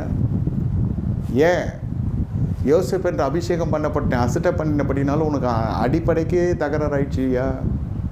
இதில் தேவ தரிசனம்லாம் வந்துச்சு. நடுவில் சம்பாதியெல்லாம் சம்பாதிச்சார் அவ்வளோ கஷ்ட காலத்துலேயும். நடு ஏஜில் கொடி கட்டி பிறந்தவங்களாம் ஓல்டு ஏஜில் டிஸ்டர்ப் ஆகிடுறான். ஏன் அந்த பொருளாதாரத்தை உங்கள் தக்க வைக்கணும். எங்கேயுமே தங்காத தங்கத்தை தக்க வைக்கிறதுன்னு பேர் தான் தங்கத்திற்கே ஒரு மதிப்பு இருக்கிறது. போன வருஷம் இவ்வளோ நகை வச்சுருந்தேன், இந்த வருஷம் இல்லை. அது இல்லாமல் போகிறது தான் அதோட பொருளாதாரத்தினுடைய இன்றியமையாமை முக்கியத்துவமே. சிறப்பம்சம் என்ன என்றால் பொருளாதாரம் ஒரு இடத்துல இருக்காது, பணம் பறந்து கொண்டே இருக்கும். பொருளாதாரம் என்றாலே அது இங்கே இருக்கும். இன்று இந்திய நாட்டில் இருக்கிற பொருளாதாரம் நாளை வெளிநாட்டுக்கு போயிடும். வளர்ச்சி சொல்கிறேன். இந்த மதிப்பீடு கரையுதுன்னு சொல்கிறேன் இல்லையா? இன்னொருத்தன் உயர்வான். அதை நம்ம விட்டு போகாத பார்த்துக்கணும். அந்த ஆசீர்வாதம் நம்ம விட்டு போகாத பார்த்துக்கணும். ஆமாம், அதுக்கு என்ன வேத ரகசியம்னா இதுதான். அபிஷேகம் பண்ணவனே அசட்டை பண்ணால் இப்படி தான். அடிப்படை உணவுக்கே பிரச்சனை ஆகிடுச்சு. அவன் தாவீதை வெட்டுறங்குத்துறேன் நான் சவுல் கட்சியில் பட்டயத்தை நட்டு வச்சு மேலே ஒன்று செத்து போயிட்டான். தற்கொலை தானே அது. யூதாஸ் கரியத்து பணம்னு இயேசுவை காட்டி கொடுத்தான் கட்சியில். இது யாருமே இவங்கெல்லாம் அப்பத்துக்கும் தண்ணீருக்கு வேலை செஞ்சவன் இல்லை. அதுக்கு தான் சொல்கிறேன், அப்பத்துக்கு தண்ணீருக்கு நம்ம வேலை செய்யக்கூடாது. நிறைய பேர் நான் கேள்விப்பட்டிருக்கிறேன், உலக ரீதியாக சொல்கிறேன். ஐயா சாப்பாடு கிடைக்குது ஐயா, இந்த வேலை போன நீ சாப்பாட்டுக்கு வேலை செய்யாத. சாப்பாடு உனக்கு சேரணும். அதுக்கு தான் இந்த வேத ரகசியம் சொல்கிறது. இதுக்கு தான் வேத பாடம். நீ தயவுசெய்து சொல்லாதீங்க போனால் தான் காசு எனக்கு, நான் உழைச்சாதான் எனக்கு என் வீடு புகையும் இல்லை, அப்படிலாம் இல்லை. கர்த்தர் நமக்கு தானியங்களை வர்ஷிக்க வல்லவராக இருக்கிறார். பரலோகத்தை உங்களுக்கு சமீபத்துக்கு நான் சொல்கிறேன். சோம்பேறிகளுக்கு தேவனே இல்லை. நீங்கள் வேணால் பாருங்கள், வாழ்க்கையில் மேல் தட்டுக்கு உயர்த்த பணத்துக்கு பின்னாடி போக மாட்டான். பணத்துக்காக அவன் எதை வேணால் செய்கிறவனாக இருக்க மாட்டான். பணம் அவனுக்காக வேலை செய்யும். they will not work for money, money will work for them. என் வாழ்க்கையில் நிறைய விஷயம் பார்த்துட்டேன். சில விஷயம்லாம் பார்த்தீங்கன்னாக்கா பணம் தான் வேலை செய்யும். என்னுடைய தனிப்பட்ட அபிப்பிராயம் என்னென்னா, பணம் மட்டும் வேலை செய்யாது என் விஷயத்தில். பணம் வேலை செய்யும், குணம் வேலை செய்யும், என் ஜனம் வேலை செய்யும். என் ஜனம்னா யார்? தேவ ஜனங்கள். ஆனால் எதுவும் இலவசமாக செய்யாது. அதுக்கு பெட்ரோல் போட்டால் தான் வண்டி ஓடும். இல்லை, அந்த கைங்கரியும் அந்த தாராள பெருந்தன்மை மனப்பான்மை எனக்கு இருக்கணும். எல்லாமே ஓசியில் முடிக்கணும்னா முடியாது. நீங்கள் அதில் உதாரணத்துவமாக இருக்கணும் கொடுக்கறதில்ல. நான் சொல்கிறது நல்லா புரிந்து கொள்ளுங்க. இந்த வாழ்க்கையின் ரகசியம் அது. எங்கள் வீட்டில் சாப்பாடு இல்லை, மருத்துவம் சொல்லலாம். இனி வருகிறது பஞ்சகாலம்.